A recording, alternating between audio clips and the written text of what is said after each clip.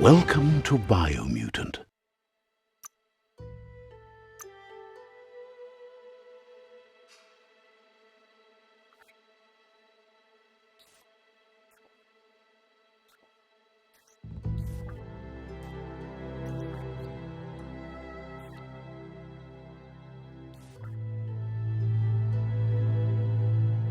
Encode your DNA.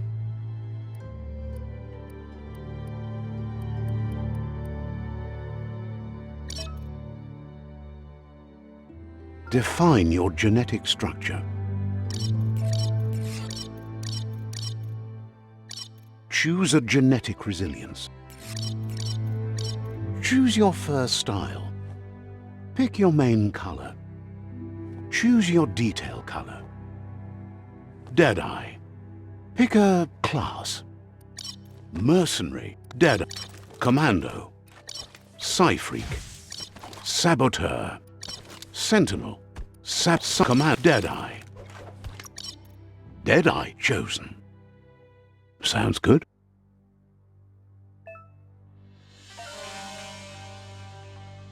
Here's somebody with a troubled past, drawn into the spotlight of a story that's already begun. We're already at a crossroads. Choosing a path in life is that fork in the road where you make a choice or simply stop living. But for you, it's not only a crossroad, but a choice, a reflection of your key, the primal energy that flows through everything. Let me introduce myself. I'm the light and bright side of you, or your inner voice to be precise, an echo of balance and consequence of your actions as you move forward. Seems more like you're being light-headed if you ask me, but you'll come around eventually. But what comes around goes all the way back around. So it's better to stick to your instincts. You can't fight what's in your nature. In your nature, and here I was hoping we'd be all about natural selection, survival of the strongest and so forth. If that's not instinct, then I don't know what is. Natural selection is all about evolution and progress, and as soon as there's enough light, darkness will disappear.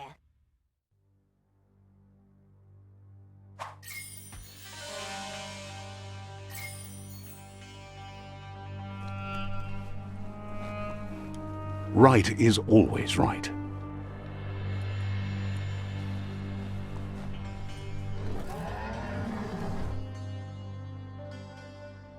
Stories of death and the bodies left behind, a reminder that we're at the mercy of nature and the one that preys on others.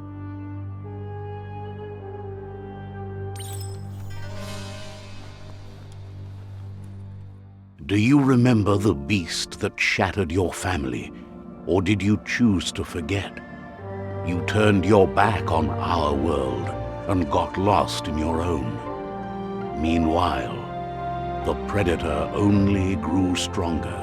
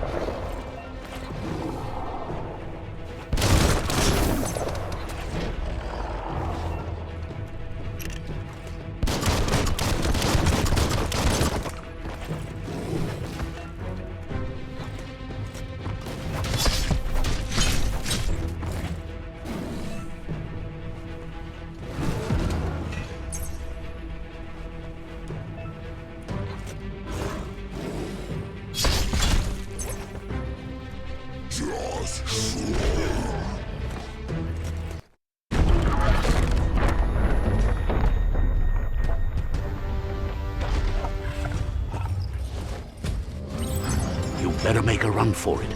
This is not the time nor place to end this story.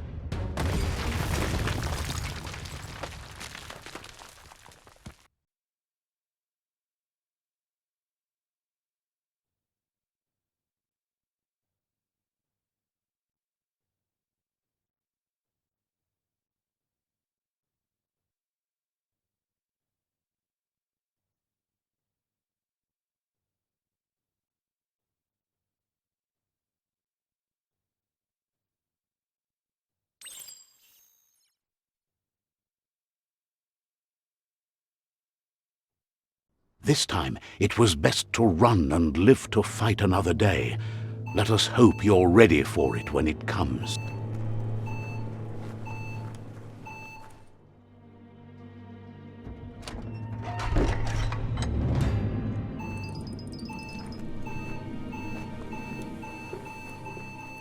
The predator isn't the only threat.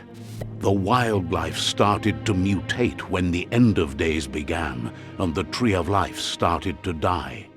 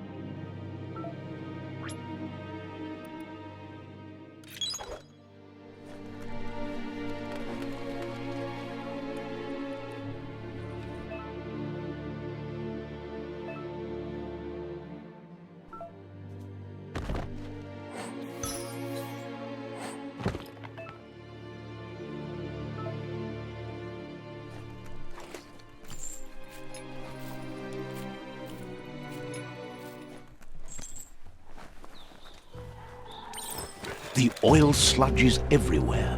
To most, it only means death, but some have adapted to the new environment and changed with it. Evolution has its ways.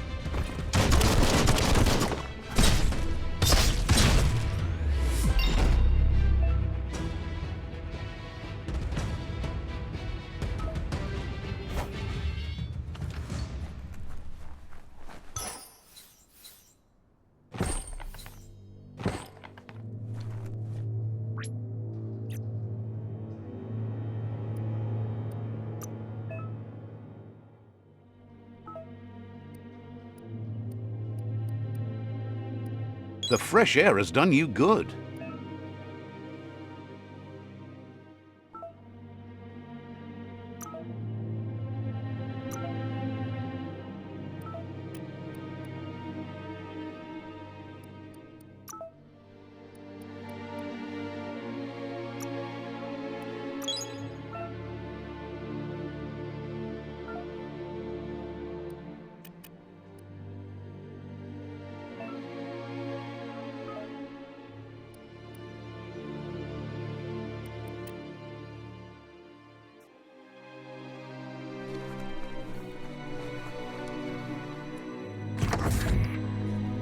Look, an emergency box from the once was. A rare sight.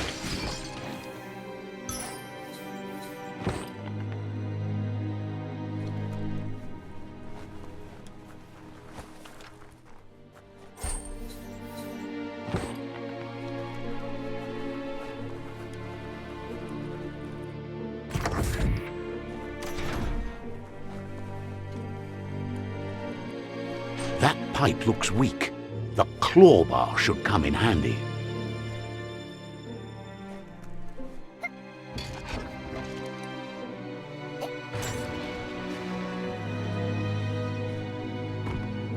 Whoa!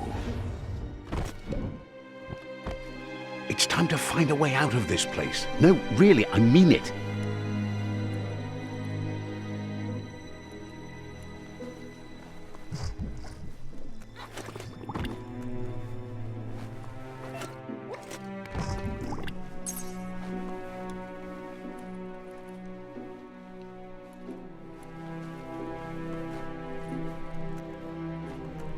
The Morks produce biomatter in their multi-organ that they shed under distress. Blobs that affect the cellular coding strands of any living being when absorbed, including you.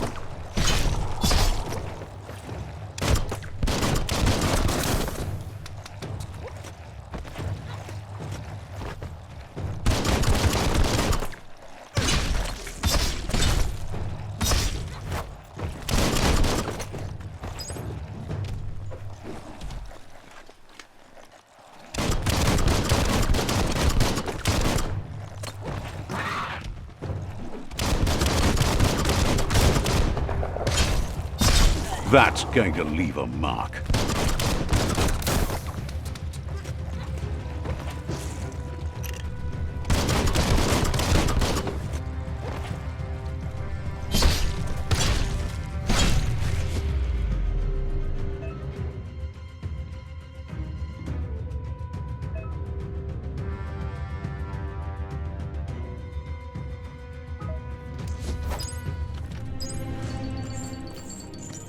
Keep hauling yourself into the air.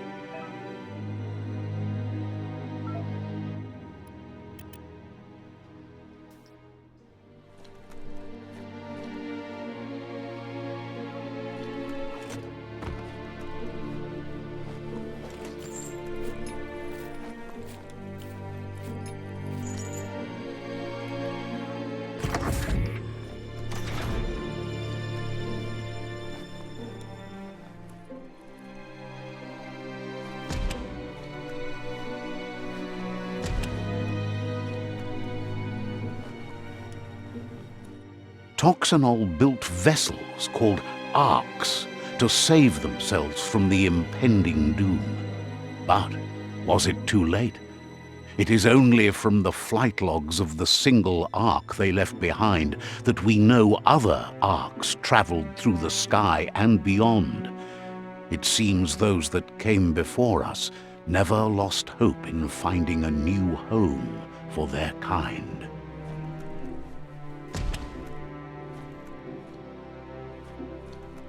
Lockety-locked.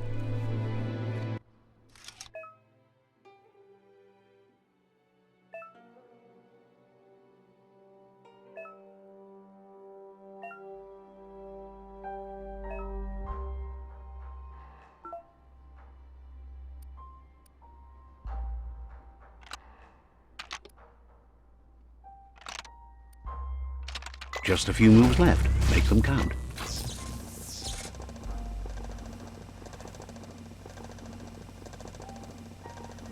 There are few records of the chain of events that led to the big apocalypse eons ago, but it's clear the world wasn't prepared for how recklessly the Toxanol Corporation would make its mark on the world. Their rare earth mining and nuclear industries generated tons of waste, and, without consideration for the future, they dumped it all in landfills until they ran out of space. That's when they made the big mistake. They began dumping the toxic waste in the surf just off the coast instead, assuming that it would sink and decay with time. And they were right. But no one was prepared for what was about to unfold. Once in the surf, the radiation interfered with the genetics of the wildlife and created bizarre mutations in their offspring. It had an inconceivable impact on biodiversity and the entire ecosystem. The world as they knew it crumbled as nature retaliated. It would never be the same again, and what remained of it became ours.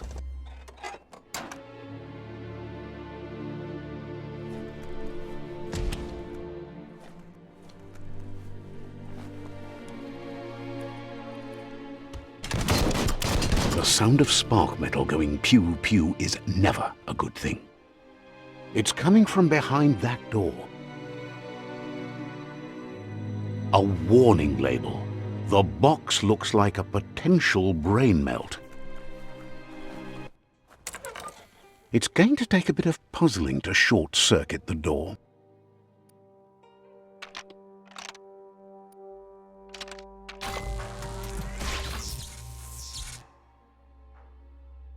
There you go.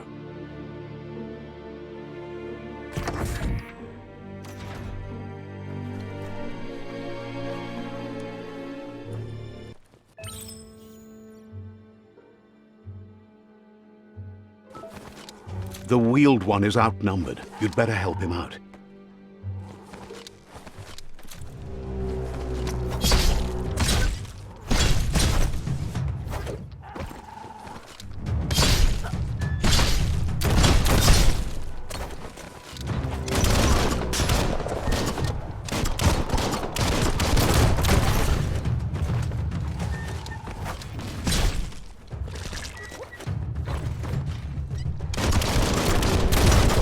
Smirked!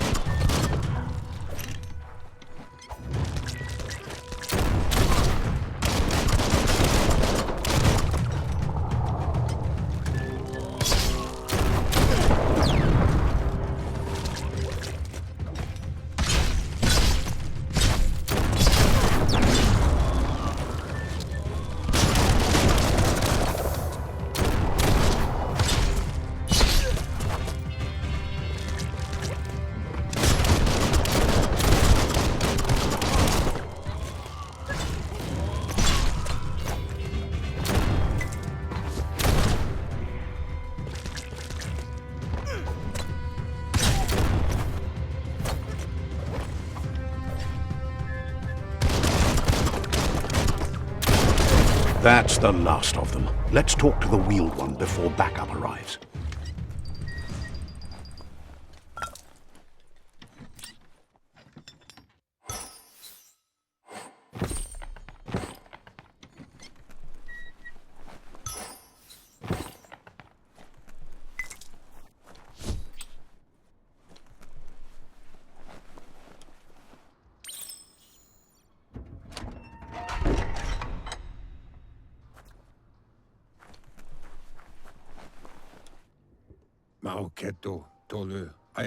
He wants to thank you for taking his side against the Scavengers. He sounds familiar. You just can't figure out why. He presents himself as out of date. He knows he's way overdue, but he hasn't given up. He doesn't seem surprised that you don't recognize him. You were just a child back then, the night everything changed. There have been rumors of a one-eyed Ronin seen outside the Great Wall, and he's happy to see it's true. The legend of the one-eyed child that grew up as an outcast is old and sad. The child could have been anyone, but the evil it had fled had left a mark, a facial scar to remember the past. There's no doubt you're the child, and that what Looper Lupin did to your village, your Mooma and Popsy, was the beginning of the end. He says it has taken you a long time to bring the past back up to the present, to find your way back, but he's grateful you have. It was after the attack that the unity fell apart. Your Mooma's disciples divided and formed tribes as a reaction to the blight that had fallen upon the land. Had it not been for the Tree of Life, no one would have survived. He hopes you at least remember the tree.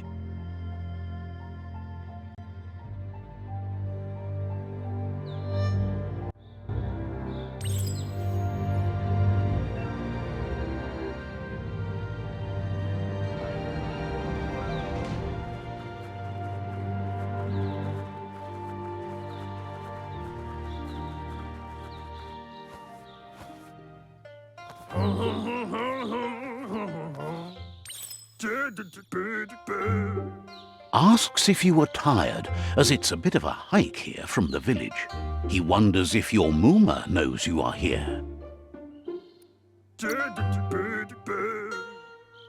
You're such a good child, so you probably did. Even the young forget. He understands why you came all the way out here, to see them, the potato people.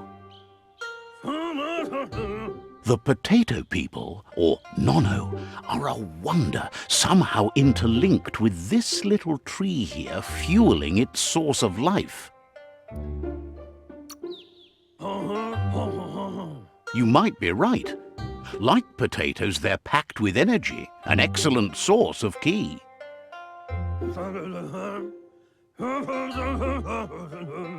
The Nono prefer to hide in glitter grass. He says you should get over there and ruffle it. See if you can make one come out of hiding.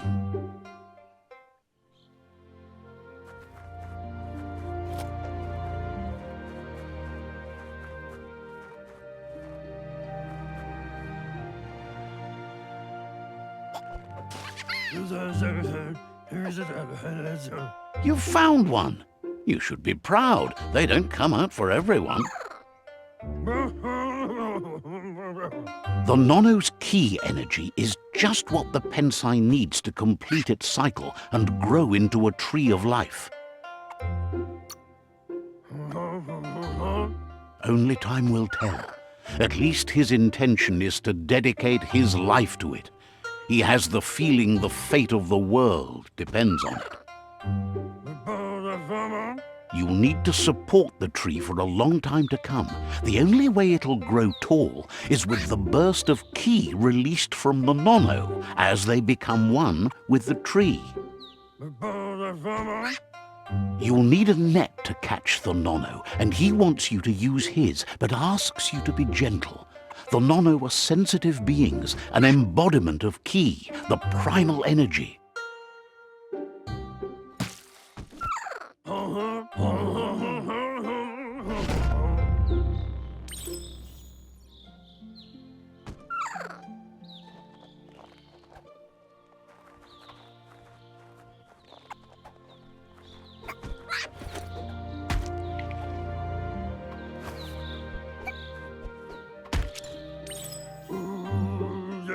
You handle that net like you've never done anything else. He's impressed. One day, he hopes the tree will have grown tall enough to sustain the world. But today, your focus is getting this one to become one with the tree.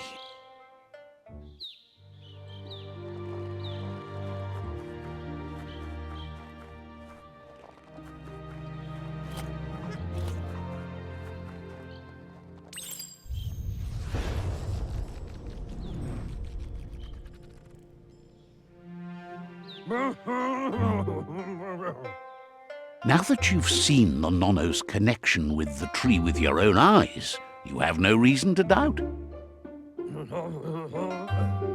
From this day on, he'll make nurturing the Pensai into a tree of life, a life goal, not only for our village's sake, but for all of us, everyone. One day, the land won't be as peaceful. Not even your Mooma will be able to protect us. He says you'd better hurry back to the village before your Mooma comes looking for you. You did good here today.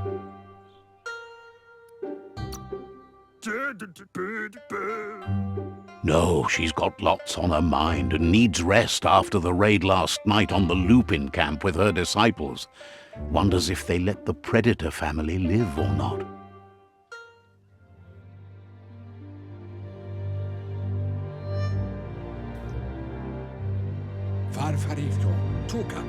He lost you there for a while, but no memory is alone. It's part of a trail you can follow. He says he remembers every single day he devoted to growing the Tree of Life, but now he's afraid it might be in vain. The tree started to die when the end of days begun, and it wasn't long after that that the World Eaters arrived. The genetic evolution that occurred after the apocalypse the Toxanol Corporation inflicted on the land set the World Eater's DNA into overdrive.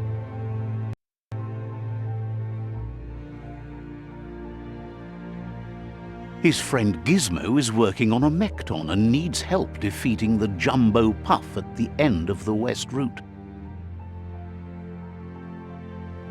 Wiz is still repairing his octopod to confront the Merc Puff that dwells deep down under the surface at the end of the Northwest Route. Nocco has tamed the Midget and is preparing to take on the Hoof Puff at the end of the East Route.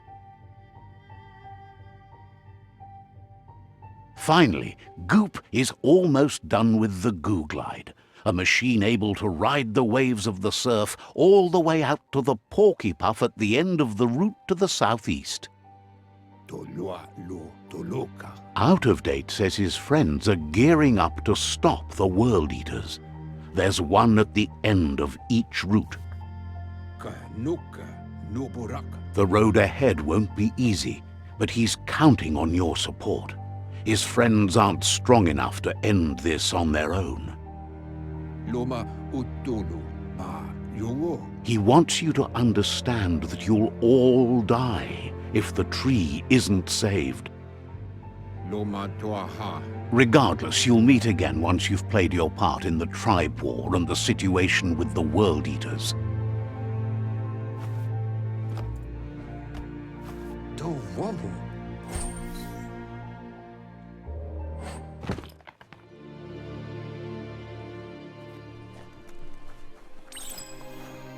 You're getting the hang of it.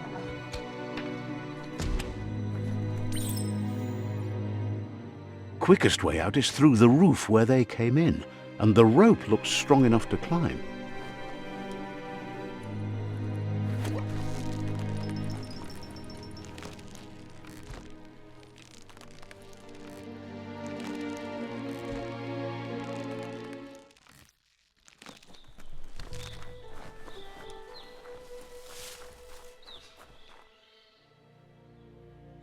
Know that the Tree of Life is dying.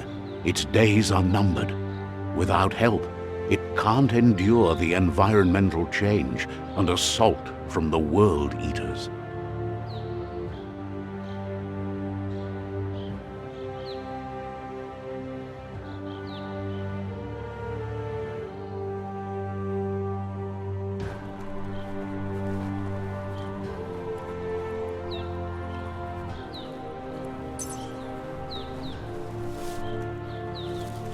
A signpost maps it out for the cartographically challenged.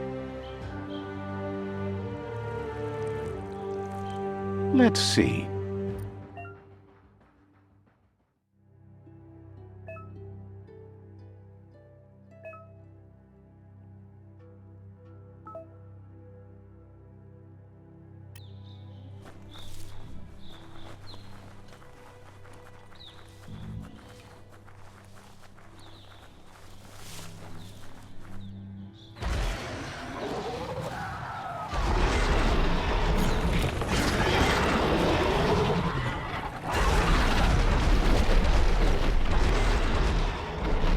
That must be the World Eater that chewed off Out-of-Date's leg.